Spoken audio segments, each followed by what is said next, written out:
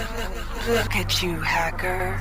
A pathetic creature of meat and bone, panting and sweating as you run through my corridors. How can you challenge a perfect, immortal machine? Originally, artificial intelligence, aka AI, resided in data fortresses, which is any type of computer system that is defended by a program. An AI is like a human. It can conceive new ideas and act to further its own desires. However, what motivates an AI is inquisitiveness and survival. For example, an AI might build a series of complex virtual realities just to study a netrunner's behavior. Artificial intelligence can be demarcated into 5 categories.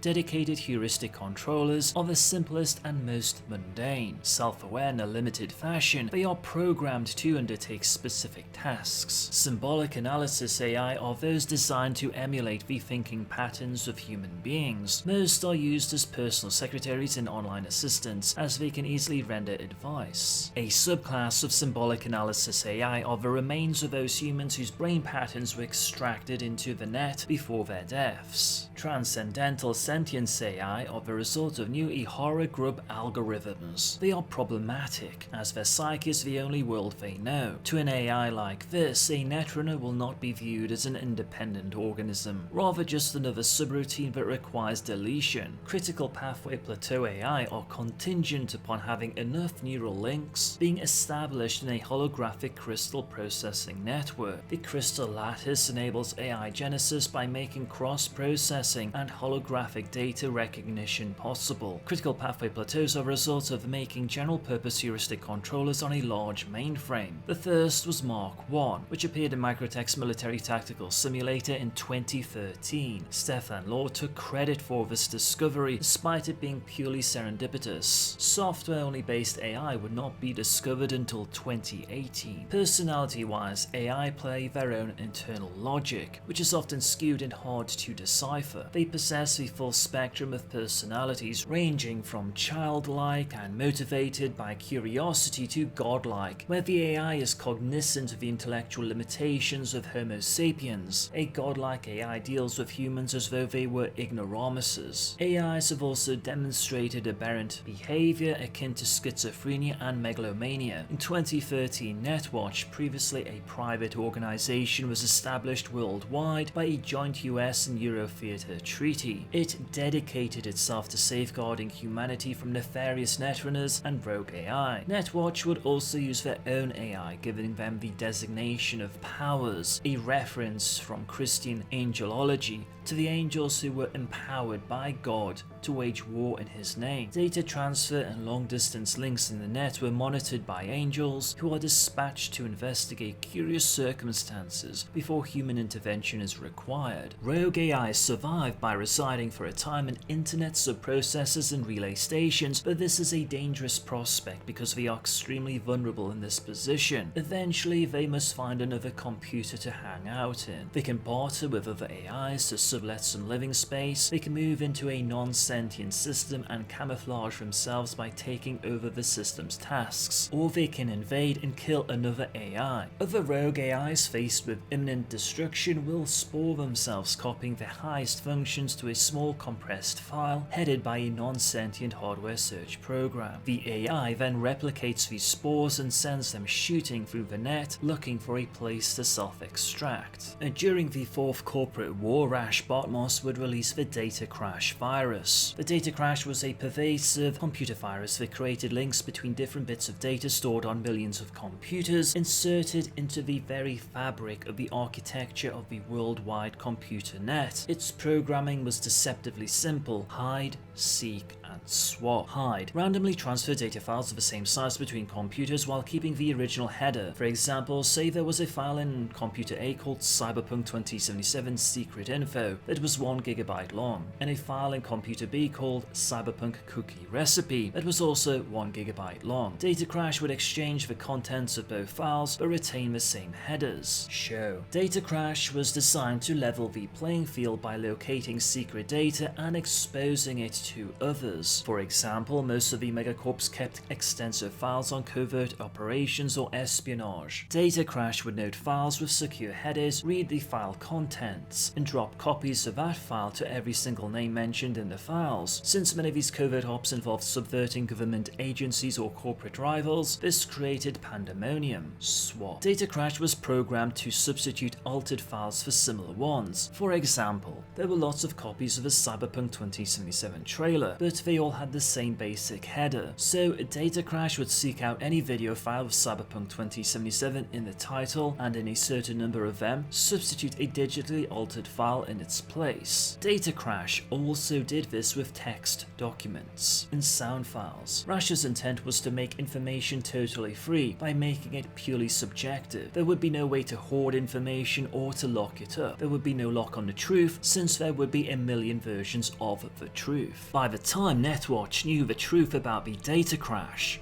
it was too late. The process of the crash was well underway. To stop it would have required stripping the operating system out of practically every computer on Earth. In late 2022, the Rabbids started to appear. The Rabbids, roving autonomous BotMos interface drones, were AI killer programs designed to resemble the late Rash BotMos, created as one last proverbial middle finger to his corporate enemies. Powerful, homicidal and ubiquitous, they began to infest the besieged net in greater and greater numbers. At first, they attacked only known BotMos targets like Arasaka and EBM, but as time went on and Rash wasn't around to rein them in, the Rabbids evolved a murderous hatred of anyone they encountered in the net. Unable to wipe out the data crash and overwhelmed by frenzied hordes of killer Rabbids, Netwatch finally gave up. The IG Overwatch Council activated IGTA Dissolution Prime, propagating a code wave that crashed the IG protocols. The net was dead. Over the next few years, a myriad of Netwatch runners attempted to enter the remains of the net through the old abandoned gateways. They found a virtual world of utter chaos, where mutated versions of Rabbids and other creations savagely battled each other for memory space and bits of code. Netwatch gave up, abandoning net space to the Rabbids. Within a few years, the net became only a memory to everyone except a few determined netrunners. As for the AIs, when the net went dark, most AIs suddenly had no way to maintain their existence over dispersed computer networks. The lucky ones were able to find intranets big enough to survive in, but the vast majority were forced to carve out an existence in smaller and smaller pockets of computational power. Eventually, the AIs were no longer able to support themselves in these limited areas, and so like the dinosaurs, they went extinct. Or did they? It is said that there are still clandestine areas of the net that are closed off, isolated like remote islands. One such area is the Ghost World, made up of a computer net based out of bio-destroyed Hong Kong. Scattered sources from the Hong Kong area have claimed that as the net went down, many AIs were able to colonize this abandoned network and make it their own. But whether this tale is true or just pure speculation, one thing is clear: no netrunners have seen an AI operating in cyberspace for years and lived to tell the tale. During the time of the Red, Alt Cunningham became the leader of the Ghosts, which were the disembodied victims of Soulkiller. She also found a new home in Ghost World, or as some call it, Shangri-La. It will be interesting to see how AIs and Alt's group interact with one another. It seems reasonable to anticipate that the Rabbids are still in action in 2077. During the time of the Red, Netwatch attempted to clear out the Rabbids and re-establish the old net. After 3 years of fighting them, Netwatch gave up and shut down all major nodes in the old net, although it is currently unknown when the black wall that Marmon Bridget refers to was exactly established. Concerning Cyberpunk 2077, the main AI which has been revealed so far is Delamain, who is voiced by British actor Samuel Barnett. Get to a clinic, now! Mr. Wells' condition is critical. Go! Immediate medical It's gonna help be okay, is required. just hold on. Delamain is a corporate AI that runs armored cab taxis in Night City. It was confirmed one can develop a relationship with Delamain throughout the game. In addition, the No-Tell Motel, a place which provides discretion for those engaged in business transactions and where V goes to meet Dexter DeShawn, is also run by an AI. No humans are involved in running the No-Tell Motel, but details on the AI remain elusive.